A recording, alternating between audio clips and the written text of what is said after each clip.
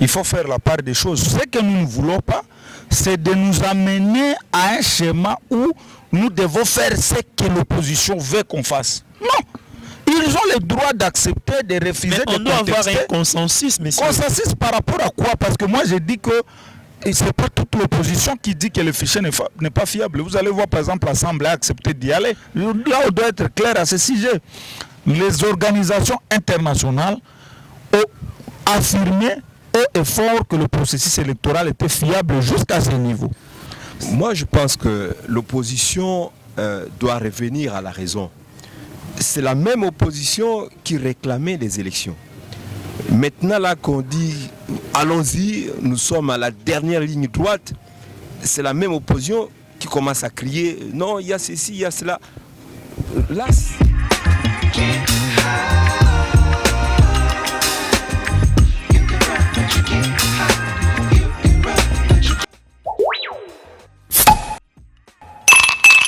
vous dire bonsoir, peut-être bonjour, tout dépendra de l'endroit où vous allez nous suivre.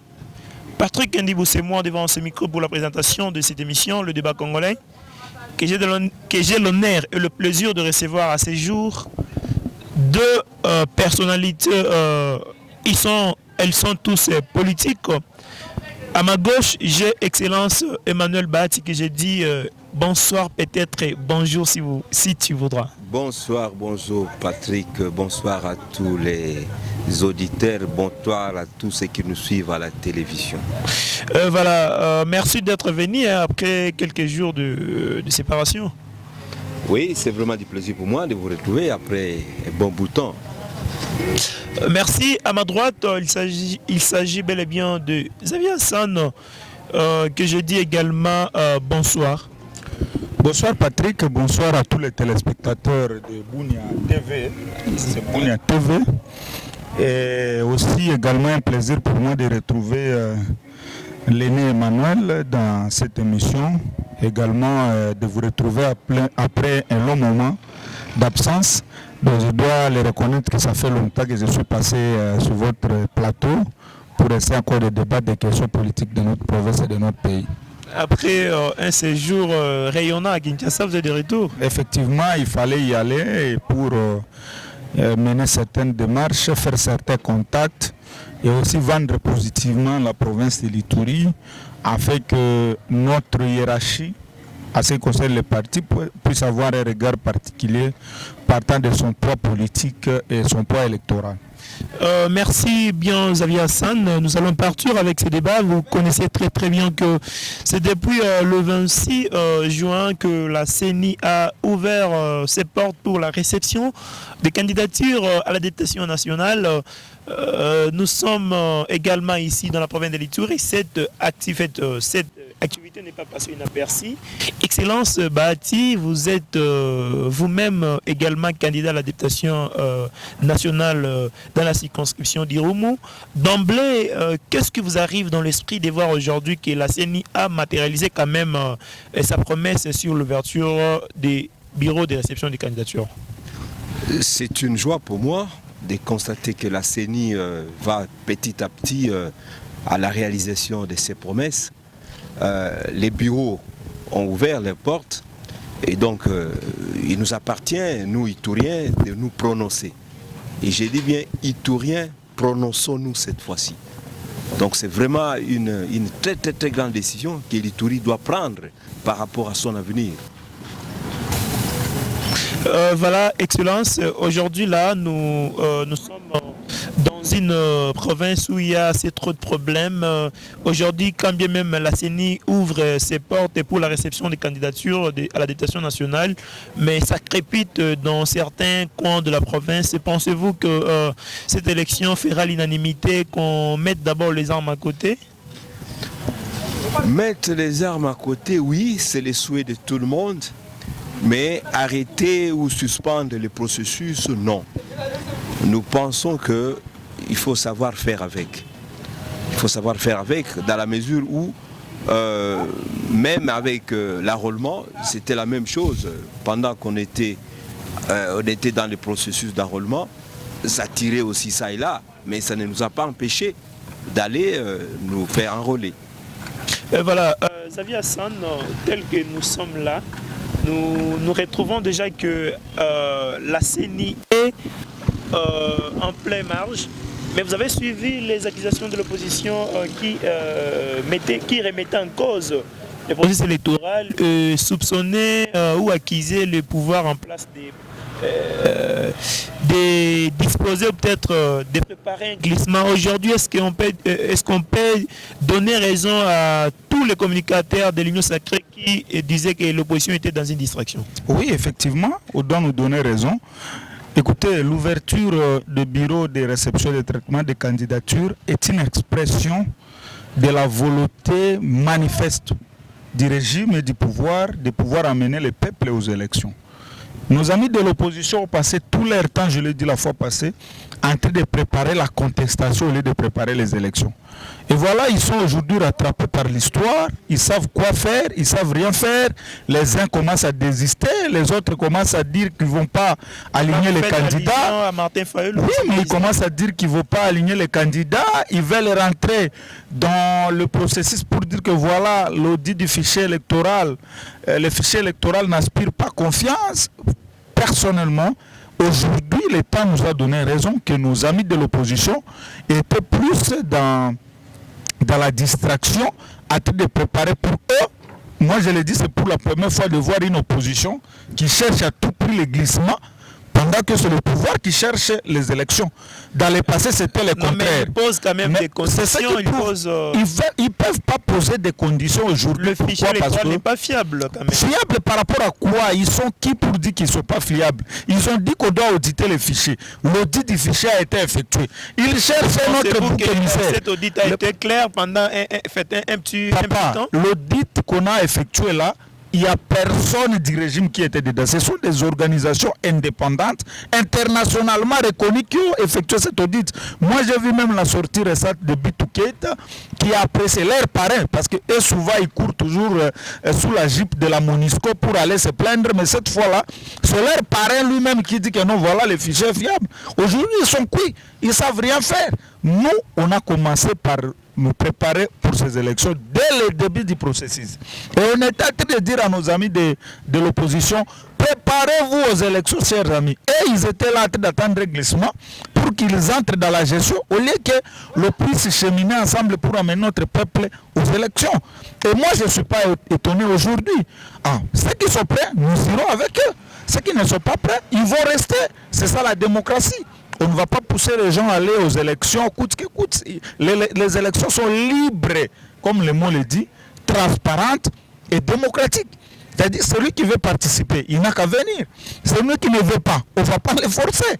Et donc aujourd'hui, pour nous, le début des dépôts de candidature, c'est encore une fois une expression de la volonté expresse du chef de l'État de pouvoir respecter la Constitution et amener notre peuple aux élections telles que le veut les lois de notre pays. Et que l'opposition doit cesser de nous distraire avec cette histoire, voilà, qu'avant que je dépose les candidatures, on doit réauditer les fichiers en guise de quel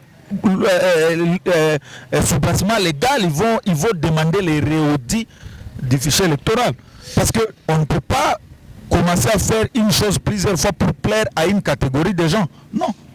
Voilà, Excellence Bahati, pensez-vous vraiment aujourd'hui avoir des élections en RDC avec tout ce qui se dit ici, l'unité nationale d'abord est menacée? Pensez-vous avoir une élection ou peut-être les élections sans la participation massive des opposants? Pensez-vous à ces risques que cela peut entreprendre? Moi, je pense que l'opposition doit revenir à la raison. C'est la même opposition qui réclamait les élections. Maintenant, là qu'on dit, allons-y, nous sommes à la dernière ligne droite, c'est la même opposition qui commence à crier, non, il y a ceci, il y a cela. Là, sincèrement, ça ne va pas. Ça ne va pas. Les gens qui devraient peut-être réclamer, c'est peut-être nous de l'Est, où on allait dire, écoutez, il y a encore de l'insécurité, etc. Mais l'opposition ne fait même pas allusion à cela. L'opposition cherche ses arguments ailleurs. Et donc vous sentez que l'esprit nationaliste n'y est pas. L'esprit patriotique n'y est pas. On combat plutôt pour ses propres intérêts et non pour les intérêts des électeurs. Les électeurs ont besoin d'aller aux urnes pour choisir les leaders. C'est ça ce qui importe chez nous. Et donc, si la majorité, la grande majorité décide d'y aller, eh bien on y va. On y va. En tout cas, pour le pouvoir, c'est clair. Allons aux élections. Et vous pensez que même, quand bien même il a demandé les élections, il faut organiser les élections, peu importe les conditions, du genre, elles ne sont pas apaisées, les élections qui ne sont pas apaisées, l'élection tricane avance comme elle décrit. Moi, je pense qu'il faut être réaliste. Nous sommes en Afrique et nous connaissons les réalités de nos pays africains. Citez-moi un seul pays en Afrique ici où il y a eu élection et qu'il n'y a pas eu contestation après l'élection. Pas un seul pays. Il y a toujours des contestations. Mais ce qu'on cherche ici, c'est de minimiser ces contestations-là. Dès lors qu'on respecte les textes, on s'en tient au texte, point trait, et on y va. Mais s'il faut commencer à inventer maintenant des textes, vous savez, en dehors des textes, ce sont maintenant des prétextes, n'est-ce pas? En dehors du contexte, ce sont des prétextes. Et là, ça ne marche pas du tout. La population congolaise a besoin d'aller aux urnes. Et ça, conformément au texte. On se limite là.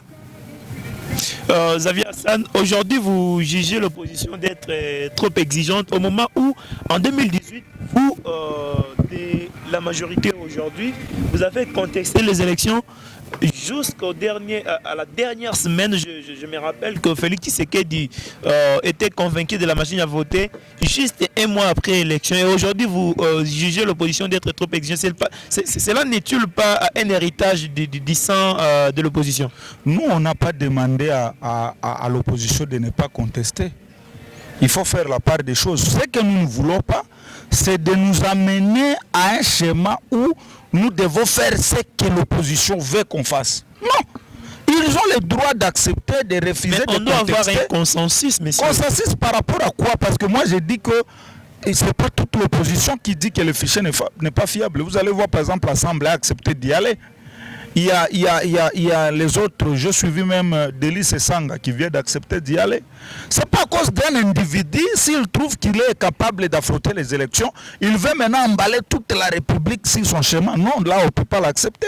Il y a un groupe de gens, de la même façon, ils pensent que nous ne pouvons pas prendre le pays en otage. De la même façon, nous pensons aussi que l'opposition, un groupe de gens ne peut pas prendre toute la nation en otage. Là on doit être clair à ce sujet. Les organisations internationales ont affirmé haut et fort que le processus électoral était fiable jusqu'à ce niveau. Si elles pensent que ce n'est pas fiable, parce que je vous ai démontré ici, le problème avec l'opposition, c'est la peur. Les gens ont peur des élections parce qu'ils savent qu'ils sont incapables de convaincre le peuple par rapport à tout ce qu'ils font. Pensez-vous que la majorité a des bilans? Mais monsieur, ils ont décrété ici chaque jeudi à la CENI, ça fait combien de fois? Une seule fois, deuxième fois, le peuple s'est désengagé de cette aventure parce qu'il a compris que c'est un conglomérat de gens inutiles là et qui n'ont aucun objectif que de manipuler l'opinion. Hier, ils ont tenu le meeting quelque part là. Tu as vu la mobilisation de 4 leaders. Il n'y a presque rien, donc on a une opposition vide.